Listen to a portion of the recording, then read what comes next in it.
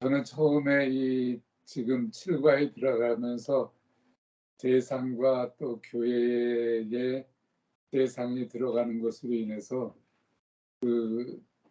정말 교회가 이렇게 변질되어 있는가 하는 것을 생각해 보니까 상당히 마음이 무겁고 안에서 또 의문도 일어나고, 정말 하나님이 원하시는 참된 하나님의 교회가 이렇게 세상을 받아들여서 세상과 연합되어지는 그 부패한 교회의 상을 들으면서 굉장히 무겁게 말씀을 듣게 됐는데, 그러면 나도 교회에 있는 어느 면에서의 은혜를 나눠야 되는 내가 이 교회를 향해서 무엇을 얘기할 수 있을까 하는 그런 각도에서 좀 들어보려고 했는데, 후반에서 목사님이 주시는 말씀이 결국은 어, 은혜로서 우리 초막절에 너와 나는 같다라고 하는 세상을 보는 눈이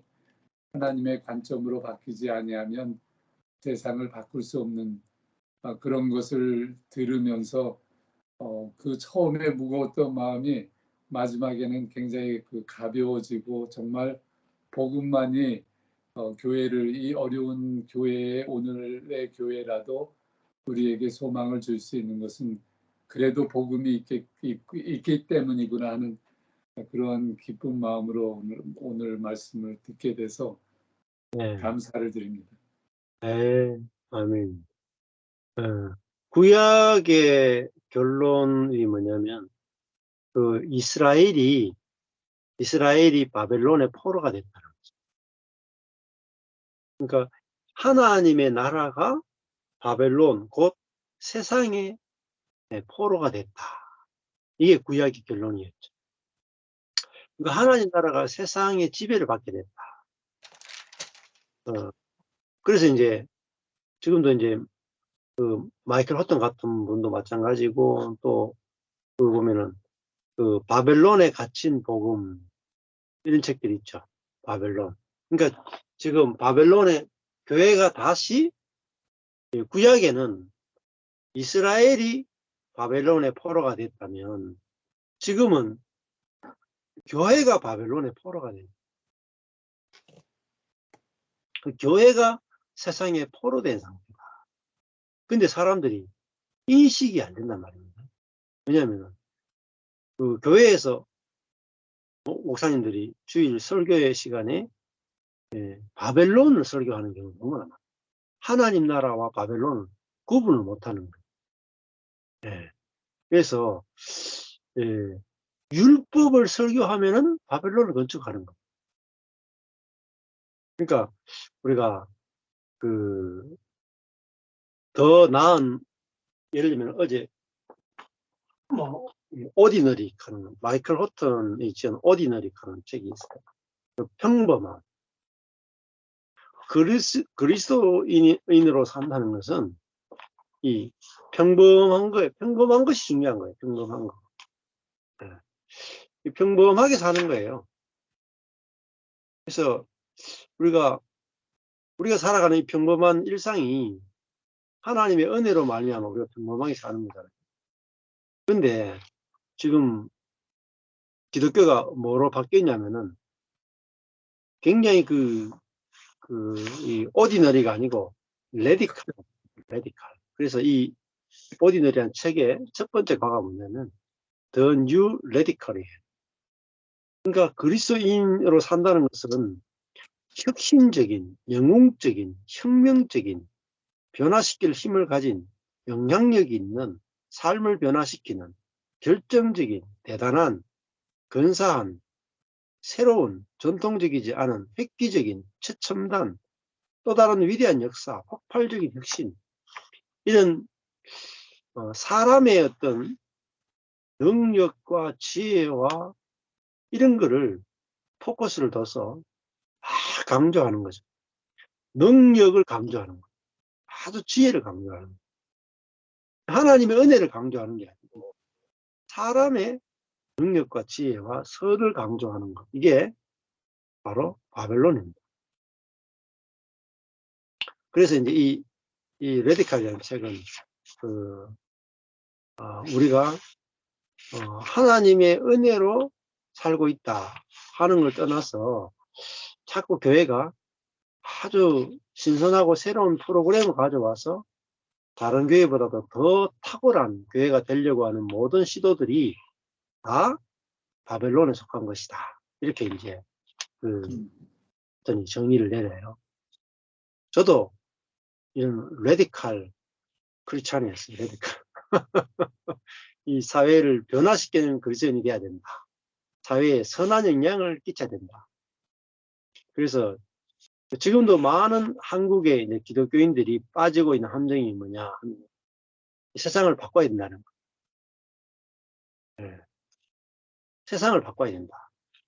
그러니까 뭐 정광훈 목사라 이런 분들도 한국 정치를 바꿔야 된다.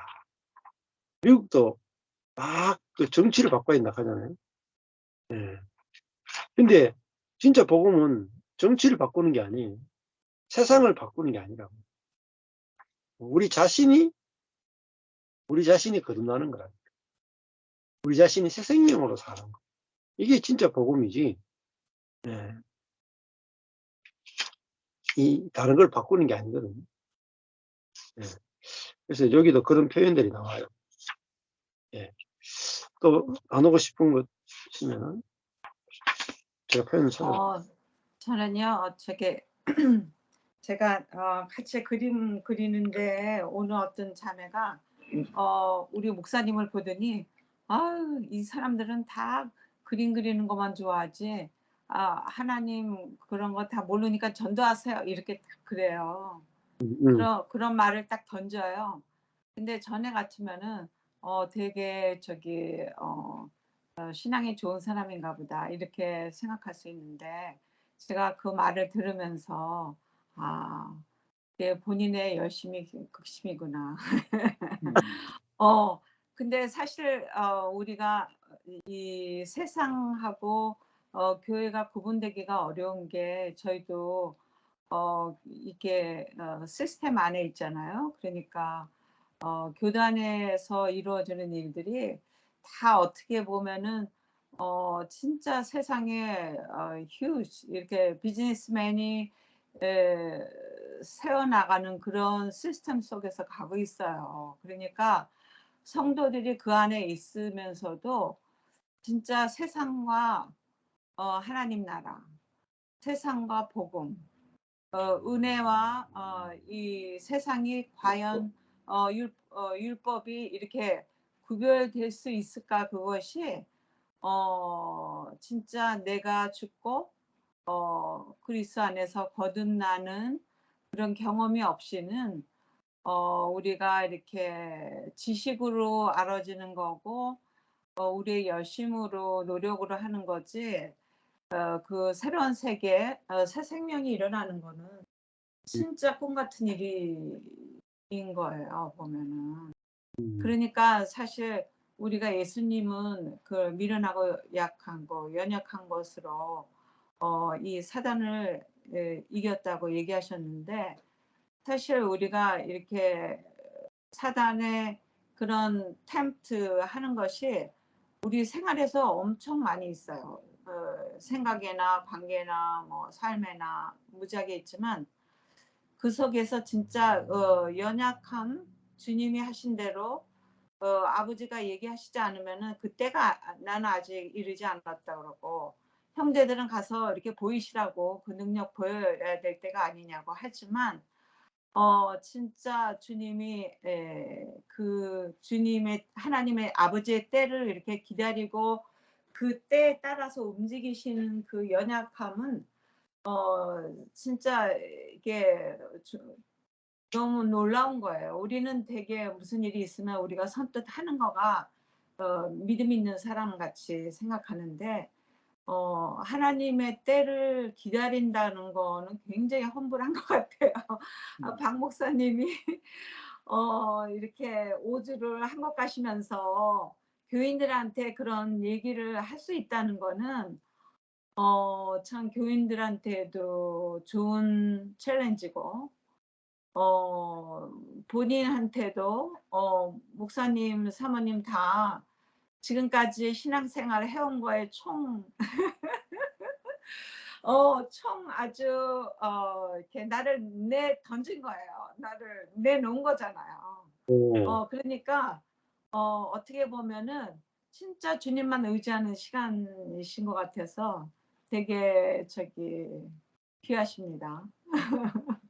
어 그리고 사실 저는 이렇게 우리가 보면은 육신의 정욕, 안목의 정욕, 이생의 자랑, 그러니까 다 거의 보면은 저도 자랑을 모르는 사이에 쉽게 나가더라고요. 우리 아들이 나한테 딱 한 게, 엄마 남의 얘기하지 말고 엄마 얘기하세요. 이렇게 저한테 그거를 자랑을 딱 한마디로 그렇게 얘기를 해줬어, 한때.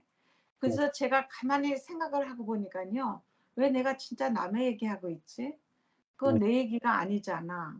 집안 식구 얘기지. 그 생각을 하니까 진짜 있죠.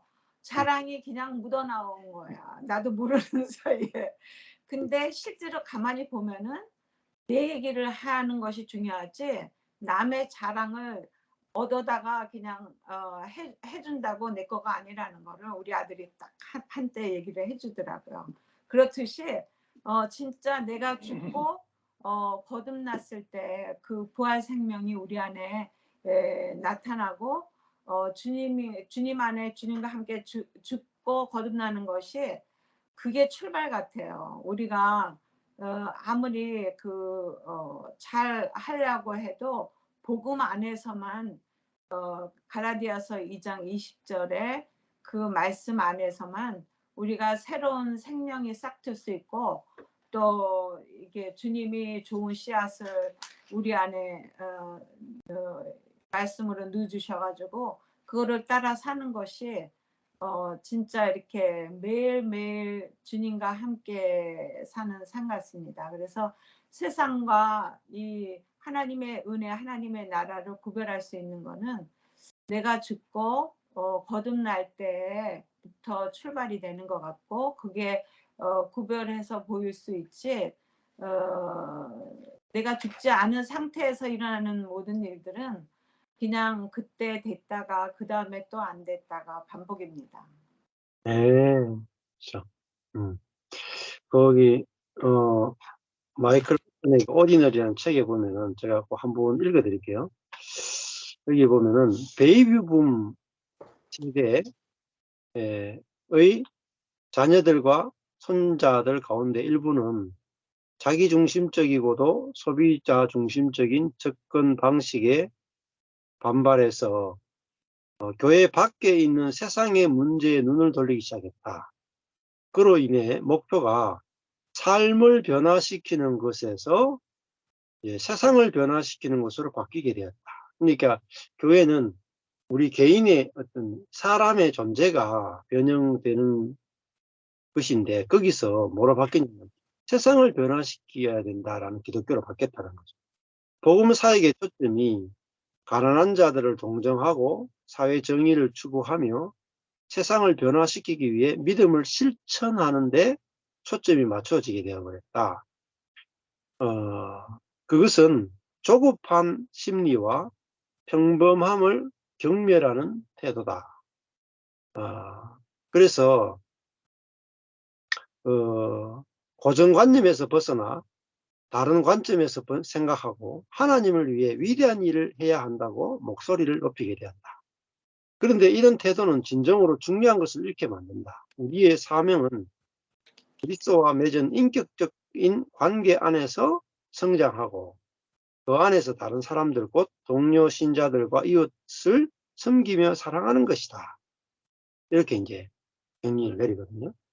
그러니까 그리스도와 맺은 인격적 관계에서 성장하고 이웃을 섬기며 사랑하는 것, 이게 그리스도인인데, 이제 이게 세상을 변화시킨다 라든가 뭐 능력을 경험한다, 신비한 체험을 한다든가 뭐 하여튼 그 다른 쪽으로 뭔가 위대한 쪽으로 이렇게 교회 흐름이 바뀌어버리고, 뭐 그 여기도 보면 로버트 슐러도 그렇고, 그다음에 그 캘리포니아 있었던 그 유명한 교회들 이야기 나오거든요. 아주사 거리, 또 에이미 샘플 맥퍼슨, 또 갈보리 채플, 또 뭐 이런 세들백, 뭐 수정교회, 이런 교회들이 남아있는 교회가 없이 다 거의 다 타락하고 다 문을 닫았다. 그러니까 이 어떤 능력이나 뭐 어떤 그 지혜나 은사나 다른 것보다 더 탁월한 걸 추구했던 모든 것들은 가다가 결국은 다 이렇게 높아졌다가 다 떨어지게 돼 있다. 그렇게 설명을 하고 있죠. 그래서 이게 세상적인 요소가 교회에 들어오게 되면은 처음에는 막 열렬히 환영하다가 결국은 나중에 그것이 높고 낮음을 만들어내니까 결국은 나중에 되면은 사람들이 다 시들을 해지고 다 떠나게 된다. 그렇게 이야기를 설명하고 있습니다. 그래서 미국 교회 이야기도 아주 신랄하게 잘 표현했던 것 같아요. 네, 또 나누고 싶은 거 있으면 주시죠.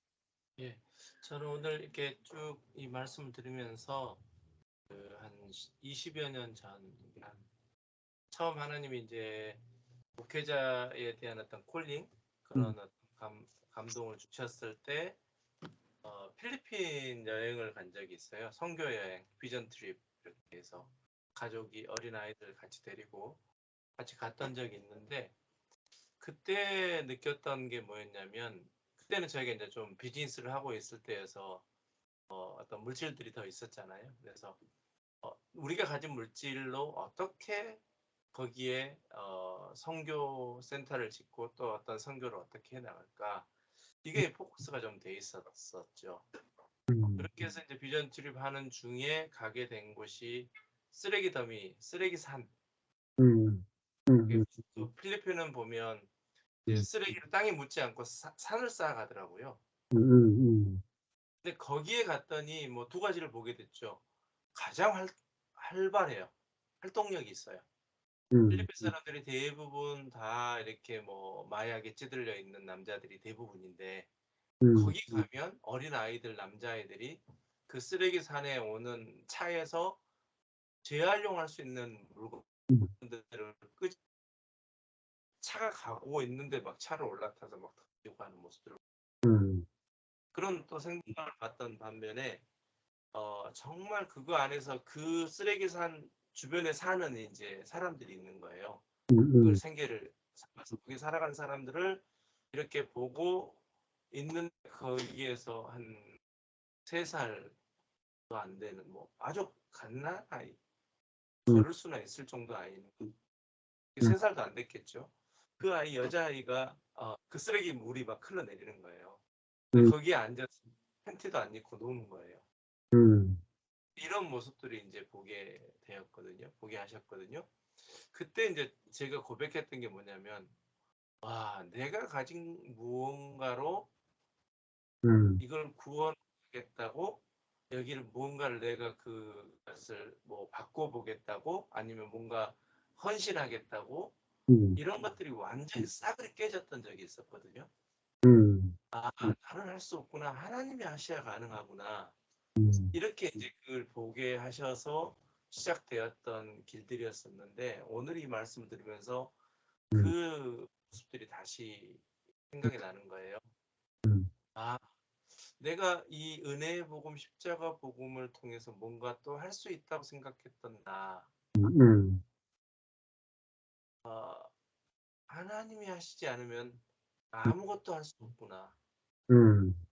하나님이 하셔야만 이 세상과 하나님 나라가 구분되어지는 것이 온전히 보여지지, 거기에 내가 무언가를 덧붙이면 덧붙일수록 결국은 또 세상을 세우는 것이 되어지는구나. 나로서는 아무것도 할 수 없다. 하나님이 하셔야 됩니다라는 고백이 내 속에서 이 말씀, 오늘 이 나눔을 통해 다시 한번 고백이 되었어요. 그래서 그때와 지금의 약간의 좀 배경과 환경과 또 어떤 그 주된 어떤 주제가 좀 바뀌어 조용히 하지만, 그때 경험하게 하셨던 하나님이 하셔야 됩니다. 나는 아무것도 할 수 없습니다라는 고백이 오늘 또 이 말씀 속에서 고백된 것 같아요. 내가 아는 하나님의 나라를, 내가 경험된 하나님의 나라를 전함으로 또 내가 뭔가를 바꾸고 싶고 또 새로운 걸 세우고 싶어 하는 나의 그 안에 있는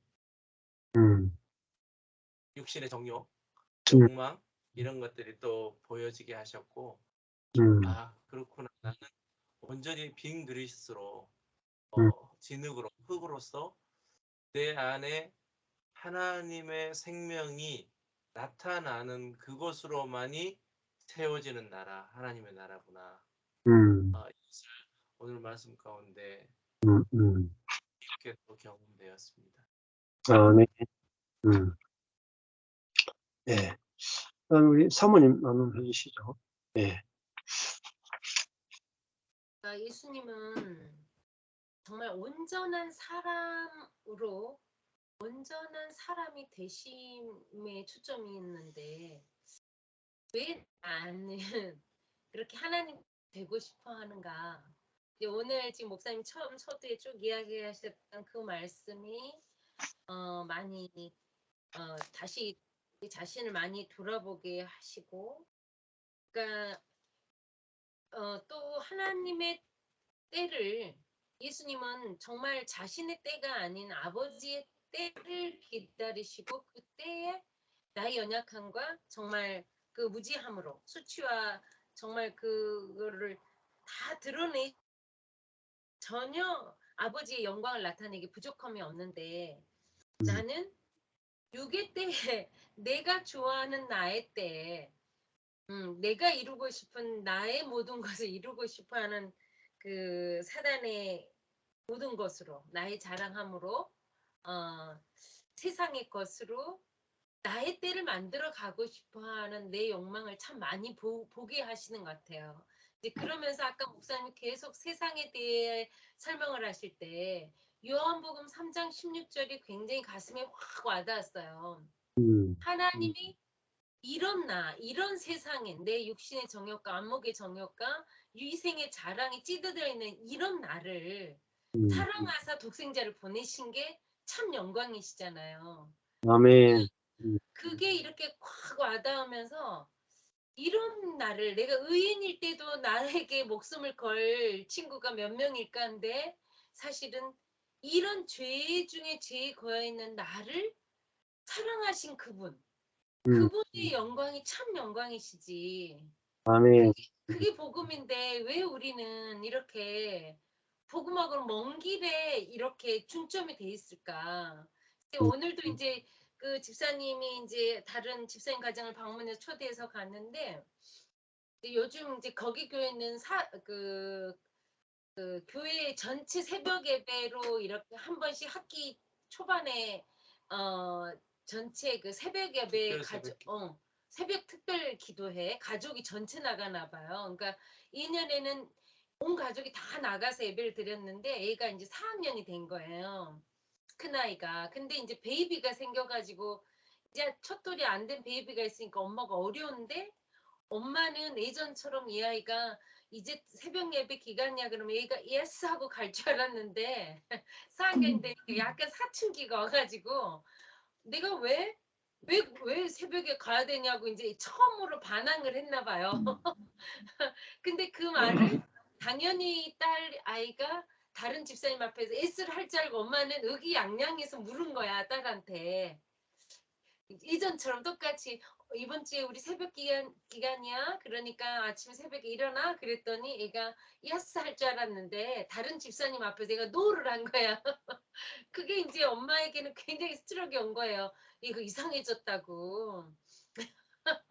어떻게 해야 되냐면서 굉장히 심각하게 질문을 하시더라고. 왜 우리는 이렇게 많은 율법에 우리 자신을 스스로 올가매고 있었을까?